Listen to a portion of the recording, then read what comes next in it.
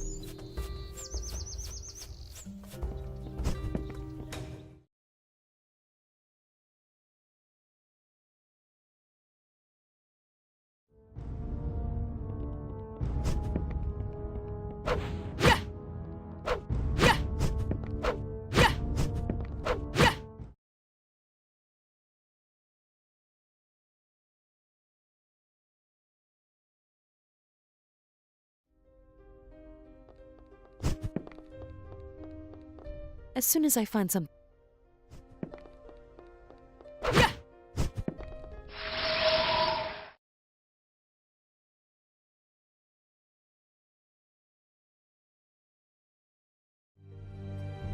Welcome back, bearer of calamities. Inform me of the situation. My lord, another messenger has been destroyed by my hand. But there's something that's concerning me. Their destruction is affecting us in a strange way. Somehow, with each one of them that falls, Ergo's seals become weaker and weaker, and my own condition is getting worse.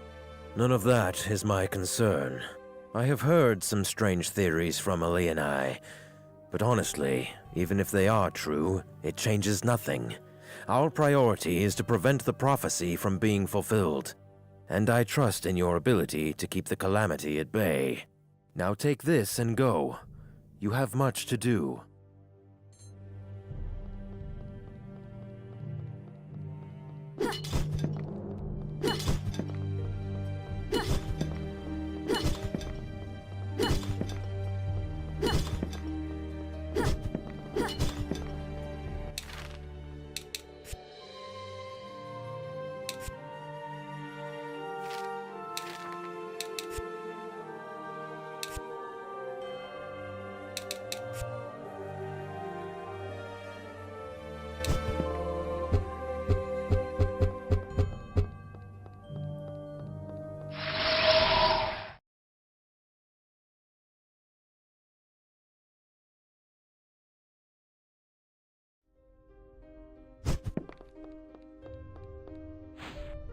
As soon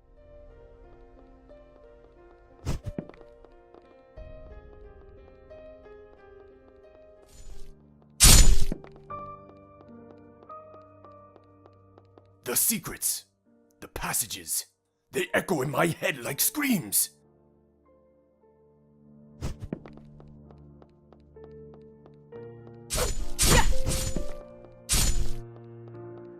Everything is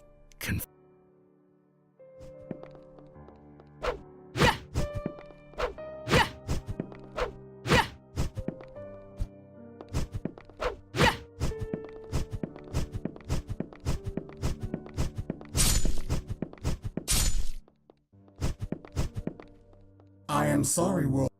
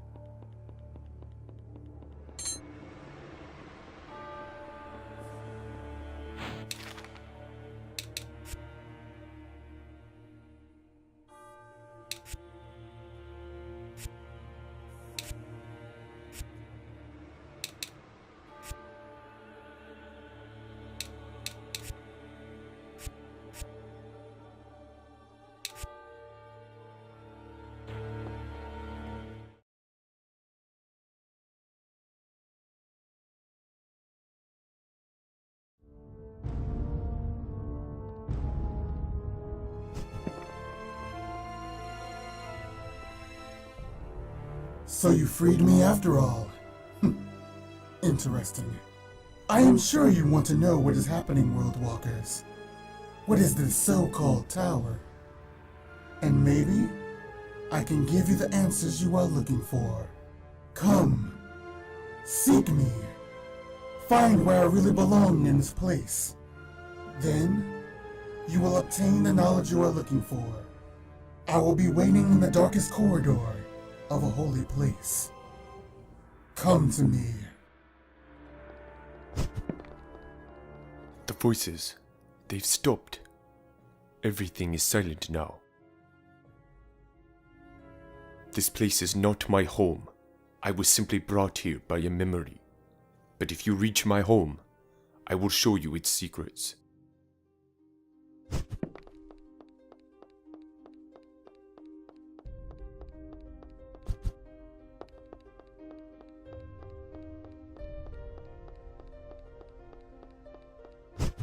I must thank you for what you did for me. I was confused when I was locked in that place. Once upon a time, my name was Gaudemus, but it's probably more appropriate to say that I am just the memory of him, created by Nazgul. In a part of his mind, I committed the sin of surpassing him, and I needed to be punished for that. There is little I can do as a reward, but let me at least share with you the part of Nazgul that is in me.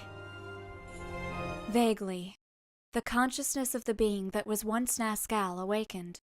He looked at the world through the hundreds of eyes that were his terminals, independent puppets connected to his senses. The entity had witnessed the passage of time with a perspective that only immortality could grant, and was satisfied with the outcome.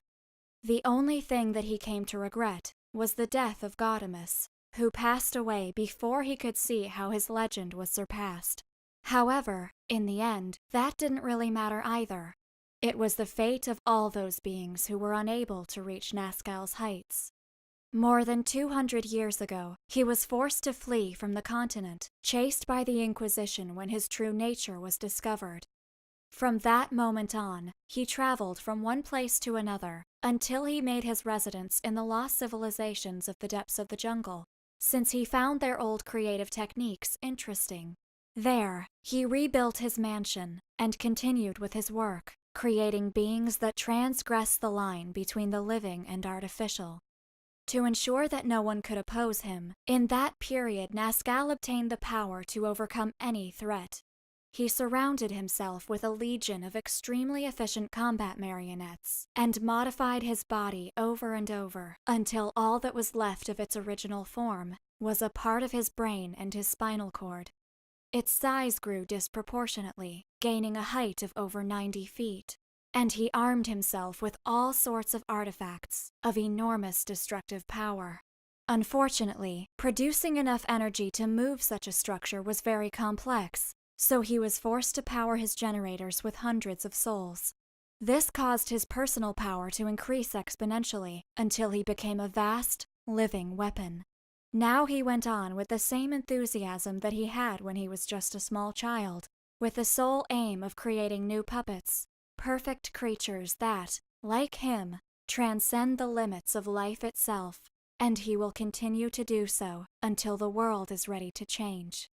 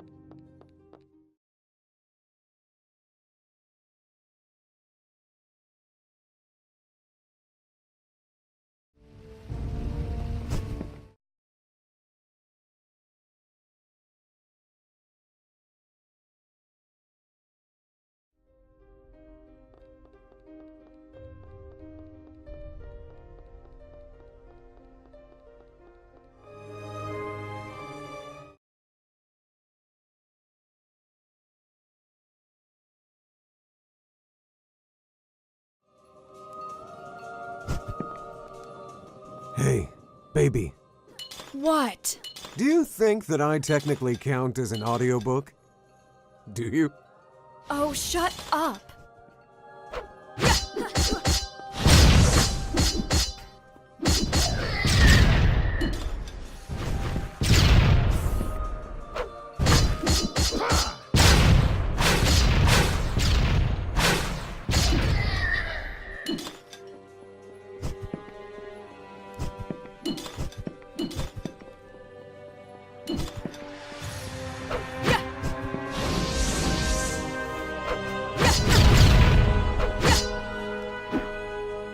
This is the end.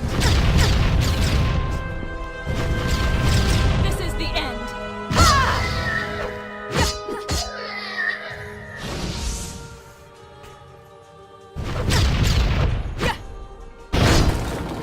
This is the end.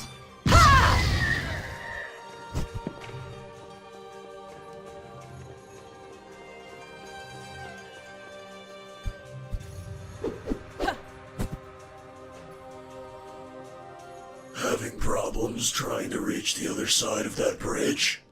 I guess you should reactivate the ruined stones to make things easier for you. If you want to do it, you should go back to the entrance of this chamber and go down. It's a little tricky to find the floor, but you should be able to do it. There you'll find something to help you.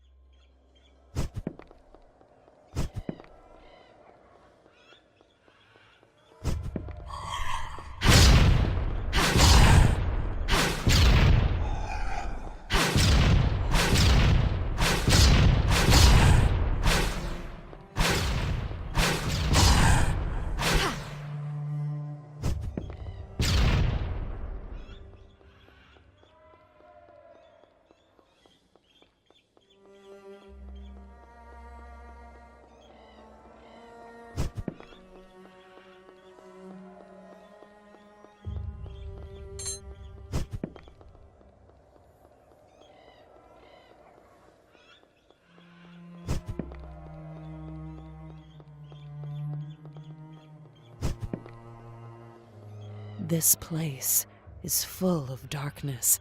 Its mere nature constricts me. I don't think I can help you too much here. But don't let your guard down. There's one thing that I can assure you. The messengers of this area are much more powerful than the ones in the lower floors. Sorry, I can't give you more advice here. Be careful. This place.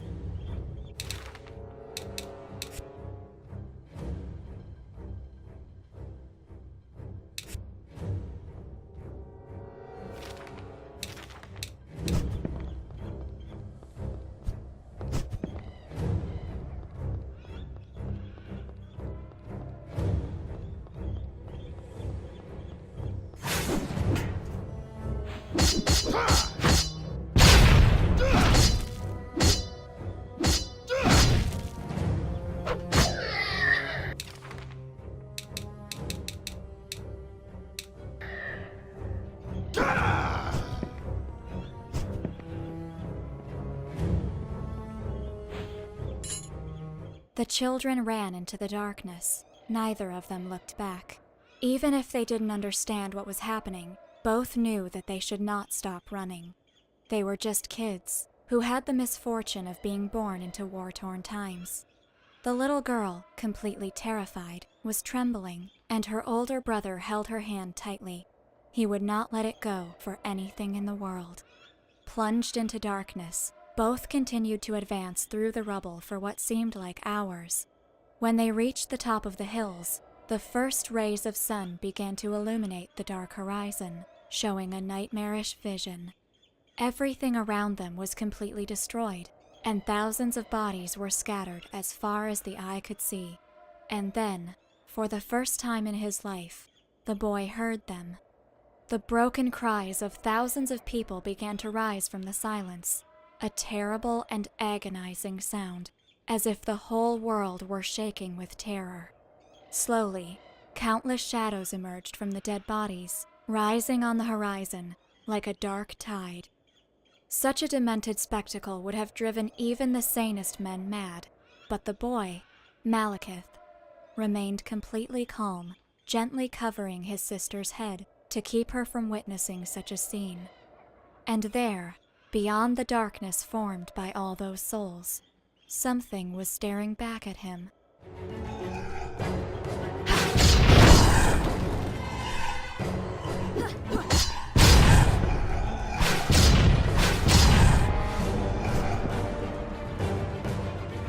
This is the end.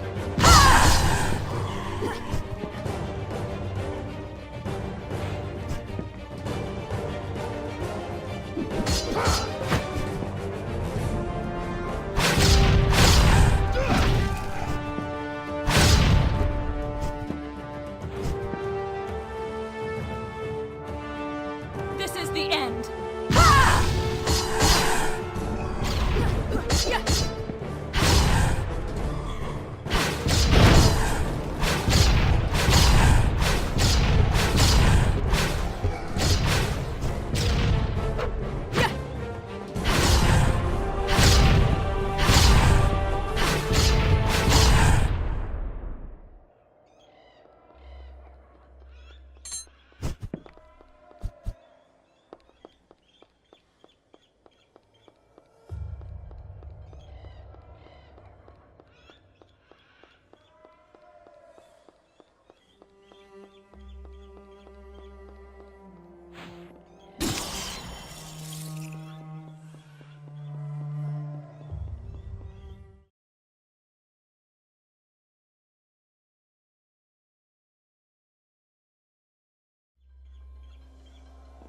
I can see you.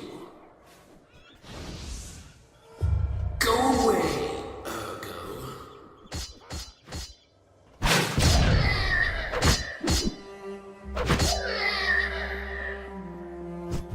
Escape now. Come on. Not him. You can't fight.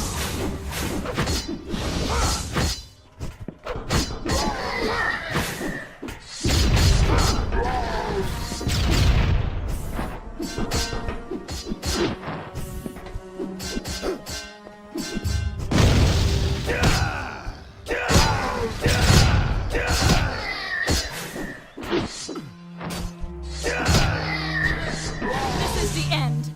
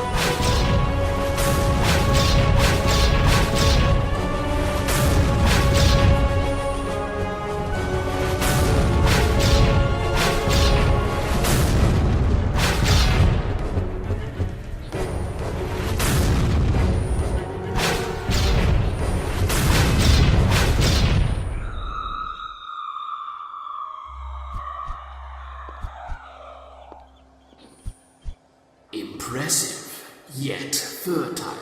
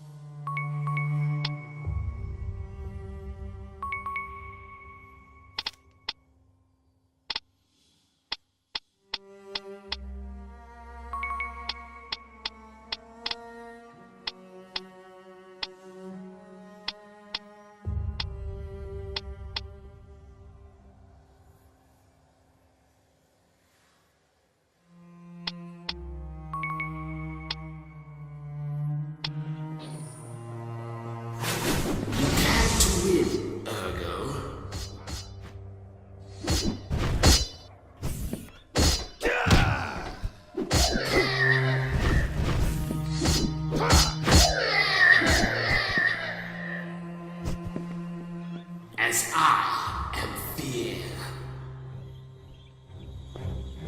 Darkness, you will fall.